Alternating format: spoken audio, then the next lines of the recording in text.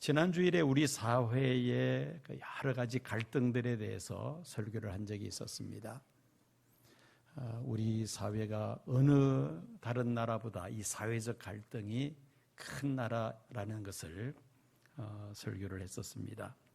그래서 오늘은 설교 제목을 화목하게 하는 직분이라는 제목으로 말씀을 전하고자 합니다. 오늘 본문인 고린도 후서 5장 20절에서 18절에서 20절까지 보면은 화목이라는 단어가 매 절마다 나타납니다.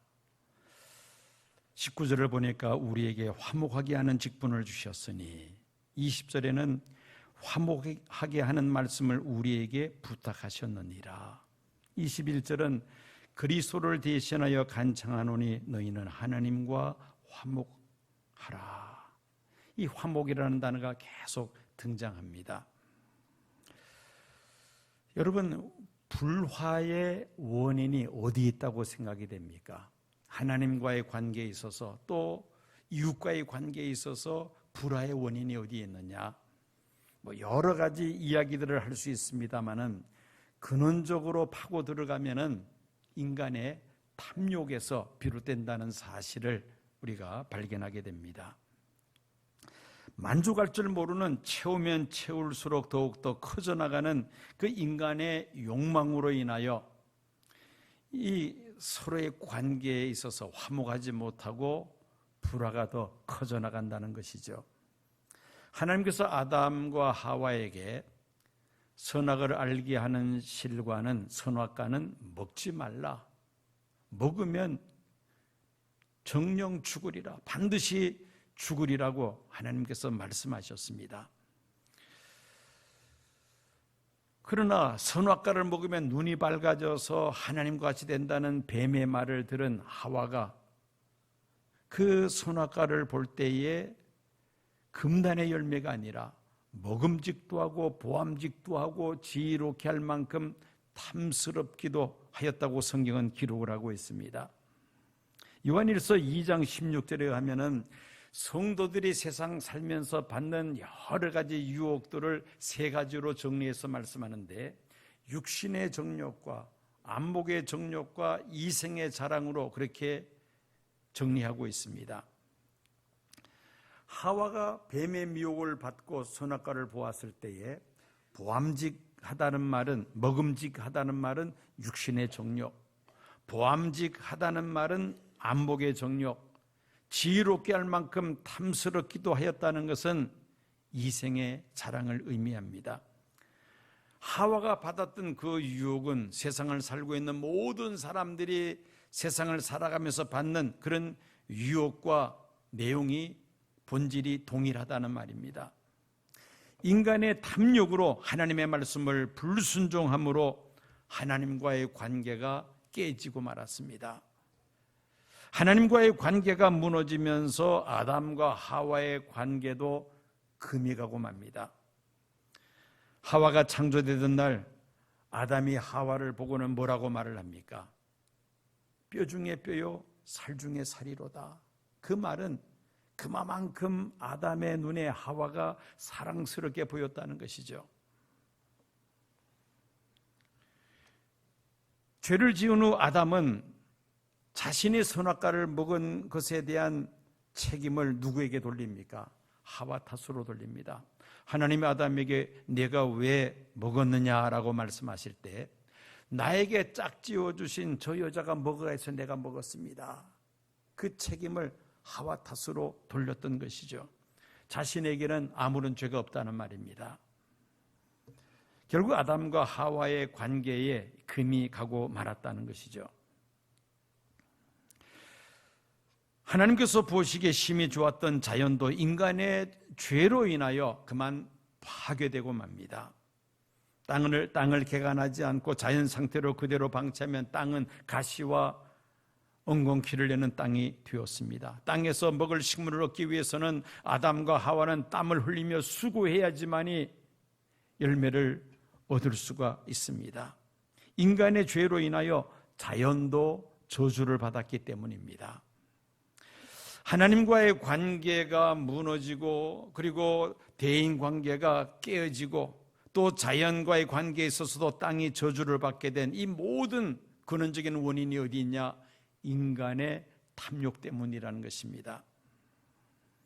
하나님은 하나님께 불순종하고 하나님을 떠난 인간에게 먼저 화해의 손을 내밀어 주셨습니다.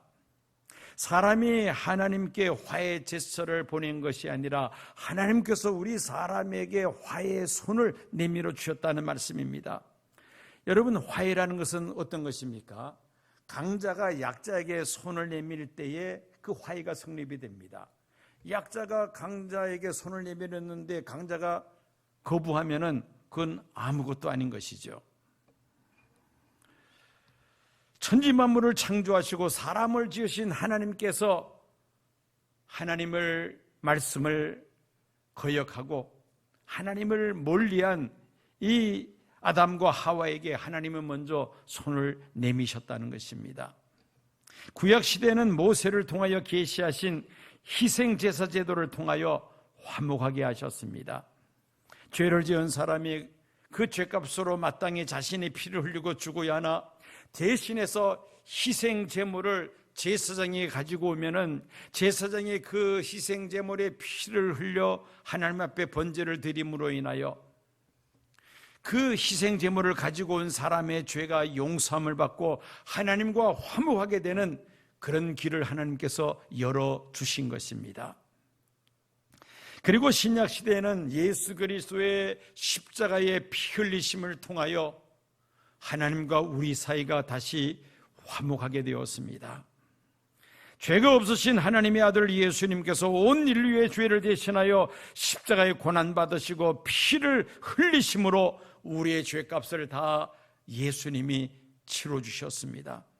누구든지 자신의 죄를 회개하고 예수님을 하나님의 아들이요 나의 구세주로 영접하면 하나님은 우리의 모든 죄를 용서하시며 하나님과 화목하게 되는 길을 우리에게 열어주신 것입니다.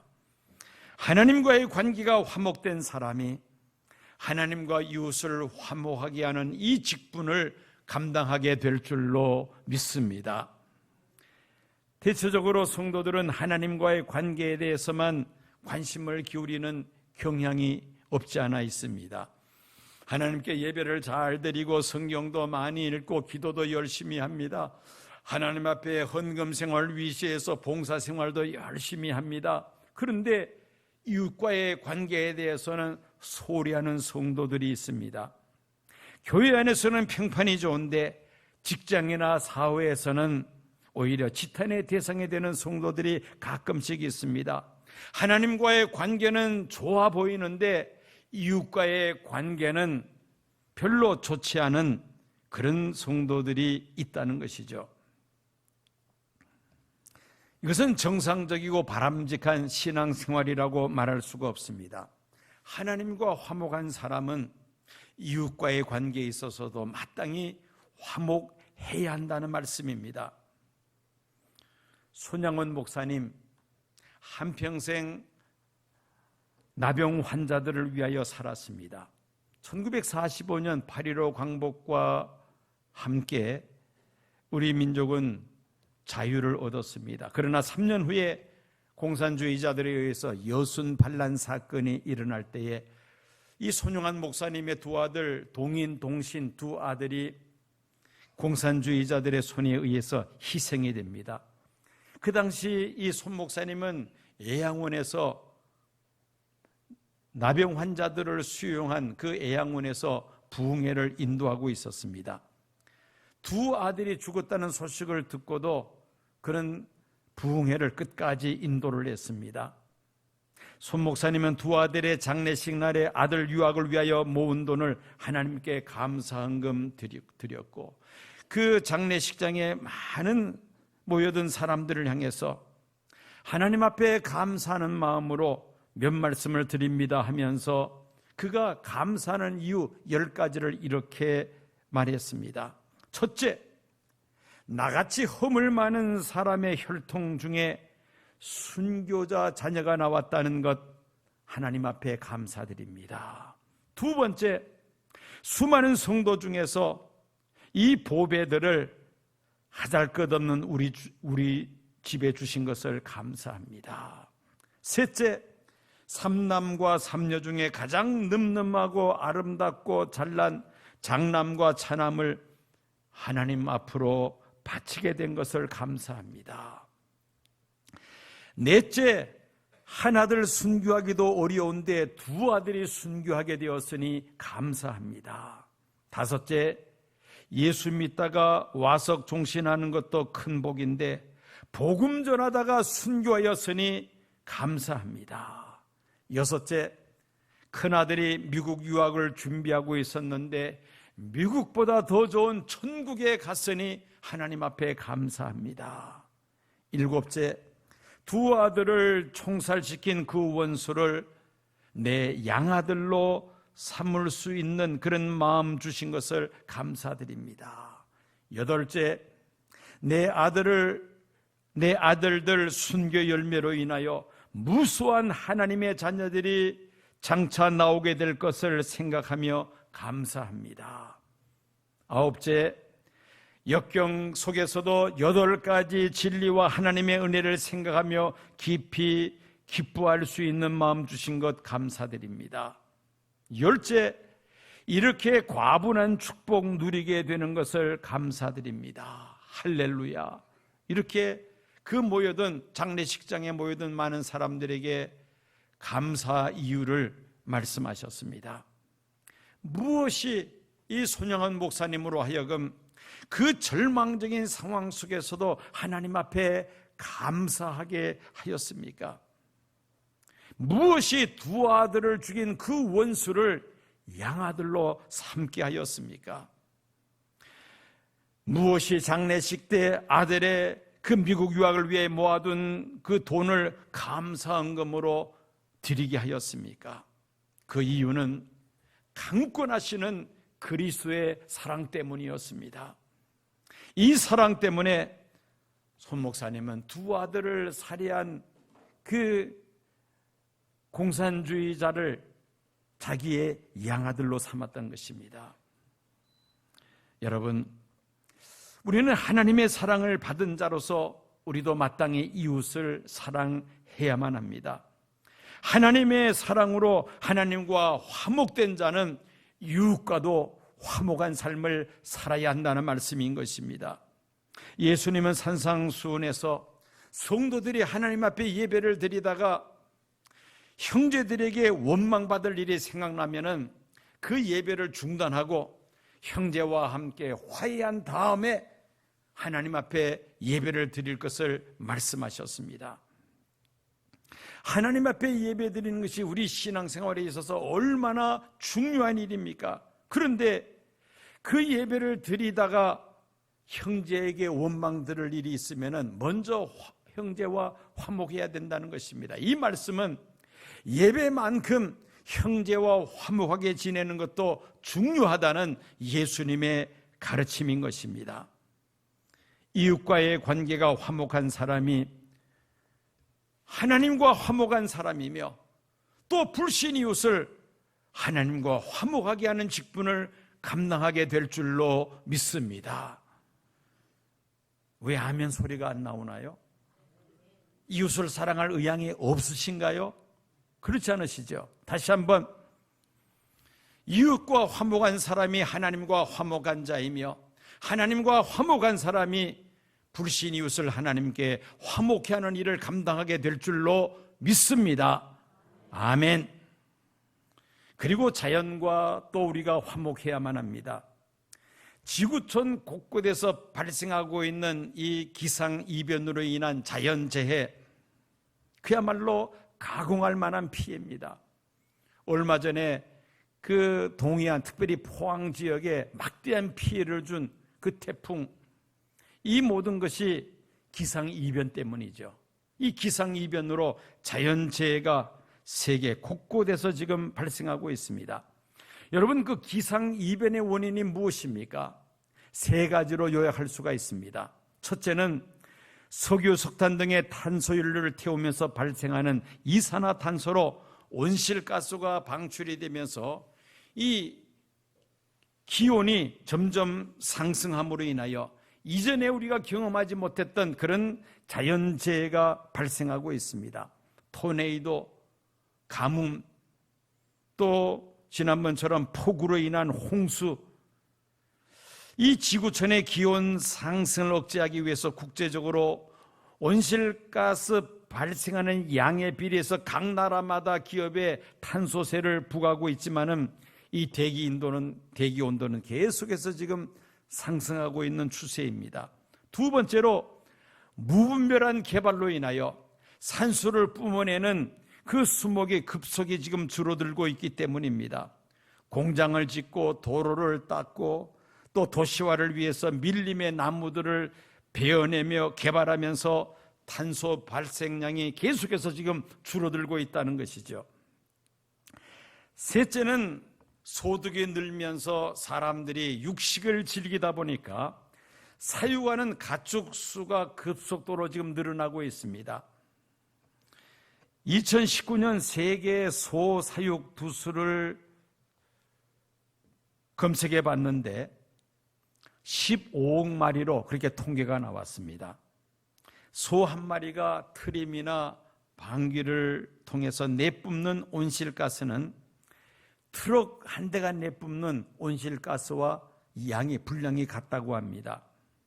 전 세계 메탄올 가스 배출량의 25%가 바로 이 소 사육을 통해서 소가 풀을 뜯어먹고 트림을 하고 또 방귀를 통해서 내뿜는 그 메탄올 가스가 25%가 된다는 겁니다.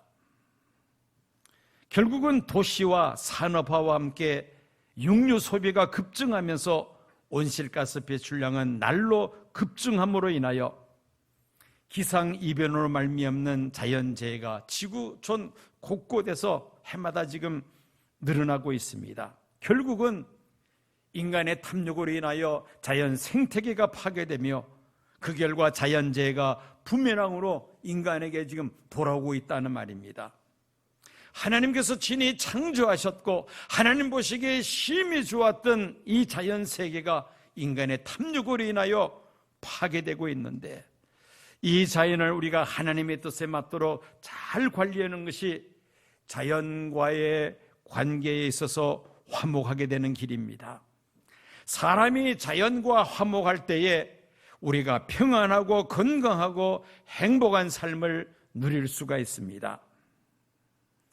오늘 설교 제목처럼 우리가 하나님과 화목하게 하는 이런 직분을 잘 감당하기 위해서 우리에게 4가지가 필요합니다. 첫째는 먼저 내가 하나님과 화목해야만 합니다. 내가 하나님과 불안 관계에 있는데 어찌 불신 이웃을 하나님과 화목하게 하는 역할을 직분을 감당할 수가 있겠습니까? C.S. 루이스는 불안과 걱정과 염려만큼 하나님께로 향하는 우리의 마음을 가로막는 강력한 장애물은 없다고 말을 했습니다. 오늘 많은 사람들이 수면제를 의지해서 잠을 청하는 사람들이 있습니다. 수면제가 없으면 잠을 자지 못하는 사람들이 날로 늘어나고 있다는 말입니다. 왜 사람들의 마음이 안정을 잃어버리고 불안과 그리고 분노와 초조함에 시달리면서 살아가고 있습니까? 그것은 우리가 근본적으로 하나님과의 관계에 있어서 이 죄 문제가 해결되지 않음으로 인한 불안과 초조라는 것이죠. 어느 시인은 현대인들은 필요한 다리는 놓지 않고 아직도 벽을 쌓는 일에 열중해 있다고 개탄합니다. 여기서 벽은 하나님과의 죄의 그 벽, 죄의 담을 가리키는 것입니다. 하나님과 나 사이를 가로막는 죄의 담을 허물고 말씀과 기도로 성결한 삶을 힘쓸 때 우리는 하나님과의 화목한 관계가 계속 유지될 수가 있습니다. 내가 먼저 하나님과 화목할 때에 하나님을 알지 못하는 주변 사람들을 하나님과 화목하게 하는 이 직분을 감당하게 될 줄로 믿습니다. 두 번째로 나 자신과 화목해야만 합니다. 자신과 불안 가운데 살아가는 사람들 더러 있습니다. 다른 사람들과 비교하면서 상대적으로 열등감과 불만에 사로잡혀 사는 사람이죠. 그리고 자신을 학대하고 자신을 아예 무시하는 사람이 있습니다. 이런 사람들은 나 자신과 불우한 관계에 살아가는 사람이라고 말할 수가 있습니다. 하나님께서 우리를 지으셨을 뿐만 아니라 하나님과 죄의 담을 쌓고 하나님과 불안 가운데 있는 우리들을 화목하게 하시기 위하여 하나님은 독생자 예수님을 세상에 보내셨습니다. 그만큼 우리가 하나님 앞에서는 소중한 존재라는 것이죠. 예수님은 하나밖에 없는 생명을 나를 죄 가운데서 건져내시기 위하여 그 생명을 내어놓으셨습니다. 하나밖에 없는 생명을 예수님께서 내어놓으실 정도로 예수님 앞에서는 우리 한 사람 한 사람이 소중한 존재라는 말씀입니다. 그만큼 하나님께서 우리를 사랑하셨고 그만큼 예수님 앞에서 우리가 소중한 존재라는 말씀입니다. 나 자신과 화목할 때에 우리는 하나님과 화목할 수가 있으며 우리의 이웃과도 화목할 뿐만 아니라 하나님과 불우한 이웃들을 하나님과 화목케 하는 그 역할을 감당하게 되는 것입니다. 세 번째로 이 화목하게 하는 직분을 감당하기 위해서는 희생이 있어야만 합니다. 예수님께서 우리를 하나님과 화목케 하시기 위하여 자신의 생명을 내어놓는 희생이 있으셨듯이 하나님과 불우한 이웃들을 하나님과 화목하게 하기 위해서는 우리에게 그런 희생이 필요하다는 것이죠. 어느 가정에 초등학교 다니는 아이가 있었습니다. 2학년 들어서서 부반장이 되자 이 아이가 아주 신이 나서 뽐내고 다녔는데 그만 얼마 지나지 않아서 시들어져 버리고 말았습니다. 어느 날 저녁 식탁에서 아빠가 이 아이에게 묻습니다. 부반장이 되니까 어떠냐고 물었습니다. 그랬더니만은 이 아이가 시큰둥하면서 이렇게 대답을 합니다. 부반장 할 일이 없어요. 반장이 혼자 다 해먹어요. 제가 무슨 이야기를 해도 반장이 듣질 않아요. 그러면서 이 아이가 한마디 더 붙이기를 나도 다음에는 꼭 반장을 해먹을 거예요. 이러면서 이제 아빠에게 대답을 하더라는 겁니다. 그러더니만은 이제 3학년 1학기가 되어서 반장 선거를 하는데 드디어 이 아이가 반장으로 선출이 되었습니다. 그 아이들이 서로 반장이 되려고 16명이 출마를 했는데 그 16대 1을 뚫고 이 아이가 반장으로 선출이 된 겁니다. 얼마나 신기합니까? 그래서 저녁 식탁에서 아빠가 그 아이에게 묻습니다. 야, 어떻게 해서 이번에 반장으로 선출되었니? 물어봤더니만은 이 아이가 자랑스럽게 하는 이야기가 그 반장 선거할 때 이제 각자 정견 발표를 하는데 자기는 이렇게 이야기했다는 겁니다. 여러분들이 저를 반장으로 뽑아주시면은 저는 우리 반을 위해서 걸레가 되겠습니다 라고 이렇게 외쳤다는 겁니다. 그랬더니 아이들이 막 우려와 같은 박수를 하면서 몰표가 나왔다는 겁니다. 그렇습니다. 그리스도인의 삶의 모습이 바로 이런 모습이 아니겠습니까? 여러분, 걸레는 무엇입니까? 자신이 더러워지면서 주변 환경을 깨끗하게 하는 것, 이게 바로 걸레가 하는 일이 아닙니까? 걸레가 더러워지니까 그 주변이 깨끗해지는 것이죠. 나의 희생이 없는 봉사와 헌신은 있을 수가 없습니다. 봉사와 헌신이 없이는 화목한 공동체를 이룰 수가 없습니다. 때로는 자존심이 상하는 일이 있어도 꾹 누르고 참아야 합니다. 내 권리, 내 주장을 다 내세울 수는 없습니다. 때로는 물질적으로 손해보는 일이 있을 수도 있습니다. 육체적인 수고도 아끼지 말아야 합니다. 이런 희생이 있을 때에 불신 이웃을 하나님과 화목하게 하는 이 직분을 감당할 수 있다는 것입니다. 내 주장, 내 고집 다 주장해가지고는 이웃을 하나님과 화목하게 하는 일을 결코 할 수 없다는 것입니다. 마지막 네 번째로 우리는 강권하여 그리스도의 사랑을 전할 때에 하나님과 화목하게 하는 직분을 우리가 감당할 수가 있습니다. 그리스도의 강권하시는 사랑으로 우리가 하나님과 화목하게 되었듯이 우리의 이웃들도 하나님과 화목하게 하려면은 이 강권하시는 그리스도의 사랑을 이웃에게 전하는데, 다른 말로 표현한다면은 이웃에게 강권해야 한다는 것입니다. 그죠? 믿으면 믿고 말라면 말고 알아서 해라, 이렇게 해가지고는 안 되겠다는 것입니다. 누가복음 14장에 기록된 예수님의 큰 잔치 비유는 우리도 강권해서 그리스도의 사랑을 전해야 한다는 그런 귀중한 메시지를 우리에게 줍니다. 어떤 부자가 큰 잔치를 베풀었습니다. 그리고 종들을 내보내서 많은 사람들을 사전에다 초청을 했습니다. 그런데 잔치할 날이 다 되었는데 그 초청받은 사람들이 하나같이 그 잔치에 올 수가 없다는 것입니다. 한 사람은 밭을 샀는데 가서 그 밭을 살펴봐야 한다, 밭을 관리해야 된다 하면서 잔치에 참여할 수 없다고 합니다. 다른 사람은 소 10마리를 샀는데 그 소를 테스트하기 위해서 밭에 나가야 되니까 잔치에 올 수 없다고 말을 합니다. 다른 한 사람은 장가를 들었기 때문에 잔치 초청에 응할 수 없다고 대답을 합니다. 21세기를 살아가고 있는 오늘 우리의 삶의 비유를 적용을 한다면 이렇습니다. 어떤 사람은 아파트를 새로 분양을 받아서 내부 인테리어 공사를 해야 되기 때문에 나는 잔치에 못 옵니다, 못 갑니다. 또 한 사람은 새로 자동차를 샀는데 그 자동차의 성능을 테스트하기 위해서 가족들과 함께 멀리 여행을 떠나고자 합니다. 그래서 잔치에 응하지 못합니다. 또 한 사람은 신혼의 허니문을 즐겨야 되기 때문에 시간이 안 됩니다. 그렇게 또 연락이 옵니다. 모두 다 그럴듯한 핑계를 다 댑니다. 주인은 화가 단단히 났습니다. 종에게 명령을 합니다. 빨리 시내와 거리의 골목으로 나가서 가난한 자들과 몸이 불편한 자들과 맹인들과 전원자들을 데려오라 명령을 내립니다. 그러나 그렇게 했음에도 불구하고 여전히 빈자리가 있습니다. 다시 주인은 종에게 명령을 합니다. 길과 산울타리로 나가서 사람을 강권하여 데려다가 내 집을 채우라고 말을 합니다.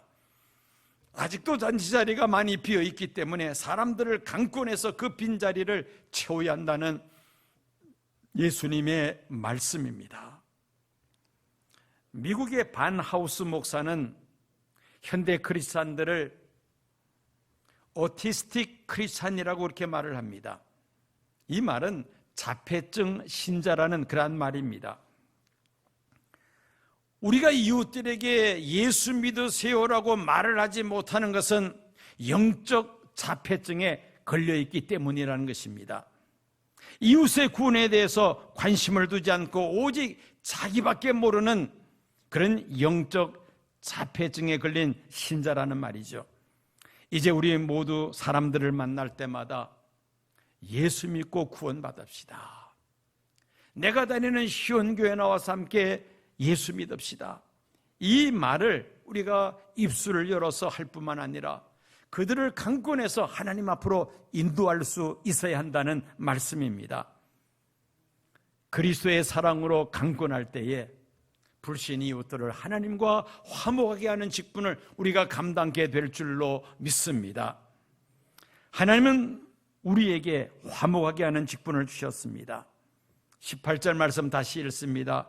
화목하게 하는 직분을 주셨으니 19절 화목하게 하는 말씀을 우리에게 부탁하셨느니라. 아직도 예수님을 알지 못하고 예수를 믿지 아니하므로 죄 문제를 해결하지 못하여 결국은 영원히 멸망할 수밖에 없는 예수 믿지 않는 내 가족, 내 이웃, 내 친지들 사방에 널려 있습니다.